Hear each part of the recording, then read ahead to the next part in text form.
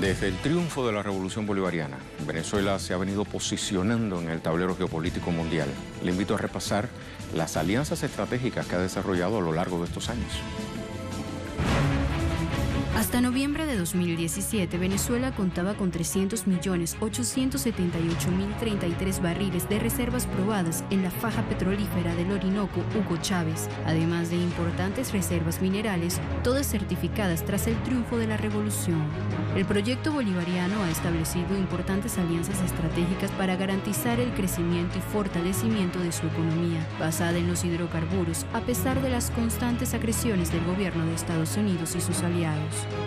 La hermandad con Cuba se gestó desde la visita de Hugo Chávez a la isla en 1994 y se consolidó cuando ambas naciones establecieron un amplio programa de colaboración que abarca múltiples áreas como la salud pública, la educación, el deporte, la cultura, entre otras. El plan de misiones impulsadas por los líderes Hugo Chávez y Fidel Castro representa hoy un modelo de cooperación que va más allá de las fronteras de estas naciones. Resaltan entre las alianzas estratégicas con Venezuela los nexos con Rusia, China, Irán y Turquía. En el caso de Moscú, se han establecido convenios de cooperación en materia tecnológica. La alianza abarca también la cooperación militar y económica. Con Beijing se implementa la cooperación comercial, seguridad, defensa nacional, ciencia y tecnología espacial. Resalta además el desarrollo de la iniciativa económica La Franja y la Ruta, una de las plataformas más prometedoras para la cooperación internacional, forjando un nuevo camino hacia la interconexión que produce beneficios compartidos. Con la República Islámica de Irán también se ha solidificado la cooperación estratégica. La muestra más reciente es el arribo de 5 tanqueros iraníes con gasolina, tecnología e insumos necesarios para reactivar las refinerías venezolanas, seriamente afectadas por el bloqueo de Estados Unidos, lo que ha provocado una difícil situación en la producción y despacho del combustible al pueblo. Garante y defensora de los principios de integración, la República Bolivariana de Venezuela integra importantes mecanismos como la CELAC, el ALBA, preside el mecanismo Petrocaribe, es miembro del Movimiento de Países No Alineados y la OPEP, desde donde ha defendido la soberanía de los pueblos y ha rechazado la injerencia de las grandes potencias. Por sus enormes riquezas y su posición geoestratégica, Venezuela ha despertado el interés de Estados Unidos. Por esa razón, la Casa Blanca utiliza sus mal llamadas sanciones como alternativa de guerra para forzar, señalar o castigar a las naciones que no se someten a sus intereses. Esta forma de bloqueo ha generado daños a la infraestructura venezolana y a su pueblo. Y en esta línea me quiero anclar con María Fernanda Barreto, investigadora que nos acompaña hoy en nuestros estudios de Caracas, Venezuela. Bienvenida, ¿cómo estás, María Fernanda? Hola, Rey, un placer estar aquí contigo, siempre un gusto estar en Telesur y un honor acompañarte en tu análisis de esta jugada crítica. Muchísimas gracias. Vemos cómo Venezuela, en la medida que va aumentando su alianza con otras naciones, con países emergentes, con países no alineados a las políticas de la Casa Blanca, bueno, pues se recrudece justamente el bloqueo económico, comercial y financiero, no solo de la Casa Blanca, también viene de Europa contra Venezuela. Exactamente, porque tal como lo planteaban los compañeros José Antonio Ejido y Javier Couso, a quienes mando un abrazo aquí desde Caracas, Venezuela, realmente lo que sucede, que parece muy difícil de entender, nos remite a lo mismo que sucedía hace un poco más de 210 años, cuando simplemente todo el sur del mundo era parte de las colonias que estos países, en aquel entonces no los Estados Unidos, pero sí estos países del norte del mundo, administraban a su antojo y de cuyas riquezas se enriquecieron. O sea, el norte global, como hoy se conoce el sur global también. Claro, que ahora después de esa doctrina Monroe en adelante, entró los Estados Unidos también a jugar dentro de ese colonialismo, y lo que estamos viendo hoy día, por más complicado que parezca y por más trama financiera y leguleya que tiene detrás, simplemente es la continuación de ese despojo que, como bien señalaba José Antonio, es la forma de acumulación originaria de hace más de 500 años. Lo que señalas con respecto a la unión con las naciones del sur, claro, ciertamente es así. Desde que Chávez, convocando a la lucha contra el ALCA, logró, junto con otras alianzas de los gobiernos progresistas del país, levantar el ALBA, hasta cuando los barcos iraníes trajeron ese combustible a Venezuela y estos alimentos que trajeron recientemente también para para ese primer mercado iraní en Venezuela. Todo eso ha puesto aún más en la mira de los países del norte a Venezuela como un peligro, porque sencillamente es peligroso todo país que se niega a subordinarse a pesar de ese destino manifiesto que no solo los Estados Unidos, sino que todo el norte se cree tener, ¿no? Un destino manifiesto que según ellos los lleva a asumir como legal el robo que realizan constantemente de nuestras riquezas y en cambio creer que son ilegales las acciones que nosotros realizamos soberanamente. Por ejemplo, volviendo al tema de los barcos iraníes, cuando llegaron esos barcos, sí, los Estados Unidos señaló como un delito, lo están pagando con el oro venezolano. Y no fue así, pero ¿y si fuera así? ¿Cuál es el problema? Exacto, si soberanamente es oro venezolano, Venezuela puede por pagarlo. supuesto. El único problema es que ellos están tratando de que el gobierno venezolano, el Estado venezolano más bien, para hacer más amplia esa jugada, no pueda disponer del oro venezolano soberanamente para que ellos puedan garantizar apropiárselo ilegítimamente, que en términos coloquiales tiene una sola palabra y es robarlo. Y en ese robo participan actores venezolanos. Por supuesto, tristemente, porque a nadie se le puede negar la nacionalidad, aunque sea ladrón, ya que nació aquí, como Juan Guaidó y otro grupo de gente que lo acompaña. Pero yo señalé hace unos días, haciendo un análisis sobre este mismo tema, que en el caso específico de este oro que le ha sido asignado a Juan Guaidó, realmente no es que propiamente Juan Guaidó y su camarilla, que sí se han enriquecido, obviamente, con un poco de la tajada que les ha tocado de los millones de dólares y de bienes materiales que se han expropiado a Venezuela, pero no es tanto que ellos se lo robaron, sino que ellos legitimaron ese robo que ya se efectuó sobre el oro venezolano. Y ojo que no es la primera vez que nos roban, tal como lo señalaste al principio del programa, no solamente porque nos han confiscado divisas, nos han confiscado bienes, sino que además no es la primera vez ni siquiera que nos roban oro. Lo que hace Guaidó es legitimar ese robo que ya se había dado. Pero es un robo, y aquí está lo curioso del tema, es un robo que se legitima con recursos que están en reclamación, pero están en reclamación porque justamente Venezuela está consciente de que forma parte de su soberanía, pero y gracias al Esequibo. O sea, es una jugada interesante, en este caso por Reino Unido, porque le dice, tú no me tocas el Esequibo, que yo considero que es mío. Sin embargo, Venezuela dice, no, este también es un recurso nuestro, y yo te doy a cambio, dice Reino Unido, a un venezolano, el oro, que es o sea, ¿es negocio de recursos venezolanos por venezolanos? Yo creo que es más así. Este oro, y es muy importante aclararlo, no estaba ahí porque el gobierno venezolano lo colocó en custodia de este banco Pero inglés. forma parte de la soberanía venezolana. Sí, es de Venezuela, pero está ahí porque en préstamos que se realizan a nivel mundial con el Citibank y con el Deutsche Bank, se exige la entrega de un oro en garantía de préstamo. Se entrega este oro a estas instituciones y estas instituciones son las que lo depositan ahí. Cuando se cancela, porque a pesar de lo que dicen, se cancela la deuda, se supone que el oro debía retornar y simplemente deciden no retornarlo. Pero además hay otra cosa. Lo cual refuerza el robo. Obviamente, pero además hay otra cosa, juegan con el bloqueo, porque entonces hay que pagar unos intereses de deuda y como está bloqueado y no tienes modo de hacer efectivo los pagos a tiempo, y ellos lo saben, entonces utilizan ese argumento también para retrasar la entrega del oro y finalmente para no entregarlo nunca, Rey, porque estamos en una gran crisis del capitalismo mundial. En esta gran crisis del capitalismo mundial, que no está generada por la pandemia, sino agudizada con la pandemia, el dólar, que ya no vale oro, sino que valía petróleo, ese dólar petróleo, ese petrodólar está en crisis porque una gran cantidad de productores de oro además decidieron dejar de vender en divisas, que era sobre lo cual se sostenía el valor del dólar a partir de la ruptura de los acuerdos de Bretton Woods.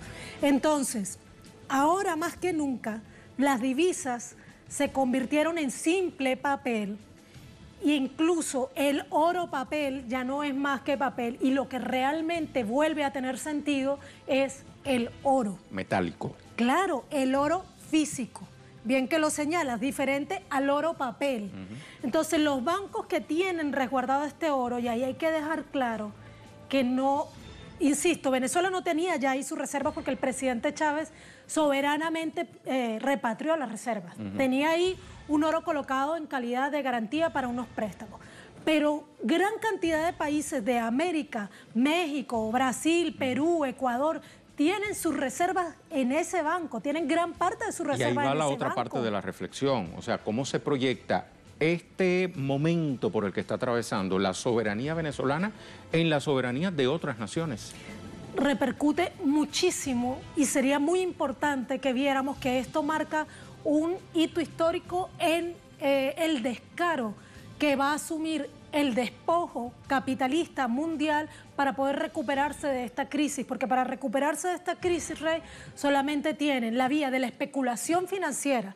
¿Qué hacen con ese oro? Con ese oro hacen un montón de transacciones con oro papel que al final hacen que especulan de tal modo que finalmente han comprometido en el mercado mucho más oro del que tienen. Es la esencia del sistema bancario capitalista mundial, ¿ya? Entonces, es claro que los países que tienen sus reservas físicas en oro resguardadas ahí deben poner sus barbas en remojo y darse cuenta que el sistema capitalista mundial va a asumir en esta etapa sin vergüenza el robo, como ya asumió con el asesinato del general Soleimani, que no existe ninguna traba para realizar sus acciones, ya no existe el derecho internacional, que ese derecho de Reino Unido que se utiliza para respaldar la gran mayoría de las transacciones económicas mundiales es un derecho absolutamente subordinado a la política, que en cualquier momento, incluso Alemania, que es la mayor economía de Europa en este momento y que tiene reservas de oro ahí, debería pensarlo, porque ya sabemos que el Reino Unido, que ese Banco Central está dispuesto a subordinar cualquier acción económica ilegal a los intereses políticos de los Estados Unidos o, digamos, del sistema capitalista mundial cuyo centro de asiento está en los Estados Unidos. Reino Unido que cada vez se desliga más de la Unión Europea como bloque, porque ya a través del Brexit prácticamente se separó. Se deslinda de la Unión Europea, pero para arrodillarse más aún a los intereses de los Estados Unidos. No como un ejercicio de soberanía, disculpa. No, tranquila. Era eso, que se deslinda de los intereses de la Unión Europea, o sea, deja de formar parte de un sistema de estatutos, si lo podemos denominar de esa manera, que rigen la Unión Europea, pero ¿en qué se convierte Reino Unido? Claro, se convierte aún en más lacayo de los Estados Unidos. Y justamente, bueno, ya lo mencionaban los invitados anteriores que lo dicen con más propiedad porque viven en ese continente europeo, que en realidad en términos políticos para los países del sur no hay tal repercusión. Más bien quizás podría ser aún más peligroso para nosotros esa separación de Inglaterra de la Unión Europea. Pero lo que yo quería resaltar, Rey, es que el robo que está legitimando Juan Guaidó es sumamente grave. Deja en evidencia un sistema jurídico internacional muerto, como lo dejó claro el asesinato del general Soleimani. Ahora sabemos que no hay un sistema legal, sino un sistema leguleyo que es capaz de generar cualquier tipo de decisiones ad hoc para legitimar cualquier tipo de acción que sirva a los intereses de los Estados Unidos. Pero además de eso hay que decir que Juan Guaidó está tan consciente de ese robo que quienes acompañan a Guaidó, porque él no es solo, están tan conscientes de ese robo que ya lo primero que hizo este fin de semana, no sé si tuvieron la oportunidad de oír una entrevista que dio a un medio alemán, fue comprometerse a no reclamar ese oro hasta el infinito, que el lenguaje de Guaidó es hasta que cese la usurpación. Sabemos que eso no va a suceder. ¿Qué está comprando Juan Guaidó a sabiendas de que ha sido un fracaso político? No va a suceder porque no hay tal usurpación, aclaremos. Porque no hay usurpación y porque él además se ha desfigurado, ha decaído absolutamente como líder interno de la oposición. Es tal su fracaso que con esto lo que él está comprando es el compromiso de la oposición que traduce en la burguesía nacional de seguir reconociéndolo a él como su líder. Porque, ¿qué van a robar?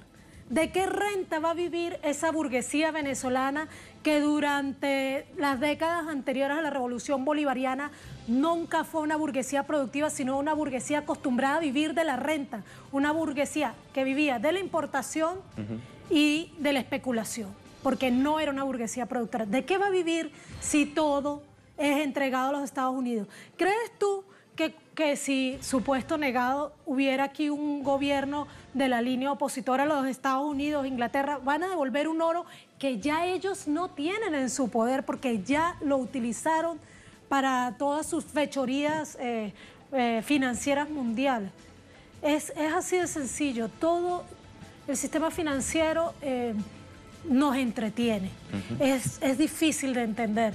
Yo soy simplemente una aficionada a la economía, digamos, como madre, como ama de casa, aprendí lo fundamental de la microeconomía que todos aprendemos, todas las mujeres. Y como venezolana también se ve afectada por estas acciones. Como venezolana aprendí la resiliencia, incluso la resistencia económica.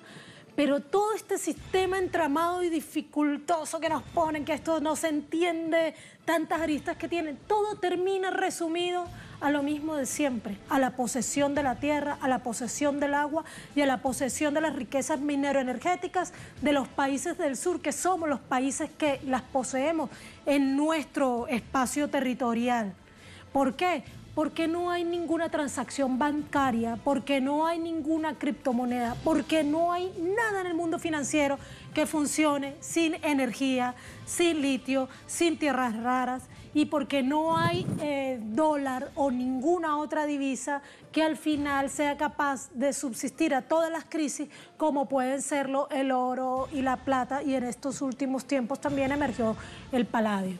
Entonces todo vuelve a lo mismo, todo vuelve al despojo. Entonces quisiera cerrar diciéndote que esto es lo único que nos comprueba cuando acabamos de cumplir, tú sabes que soy colombo venezolana. Exacto. Y mis dos patrias están en julio celebrando su independencia.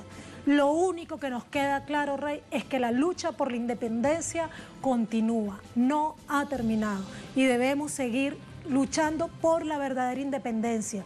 Que ese viejo coloniaje simplemente cambió de ropaje y se volvió aún más brutal con este capitalismo global que ahora nos saquea indirectamente, pero que no por eso deja de ser un vulgar atraco a mano armada, y no por eso puede causar la muerte de miles y miles de seres humanos, como ya lo ha venido causando a través de la hambruna, el asesinato y ahora también los efectos terribles de la pandemia y nuestros sistemas sanitarios colapsados.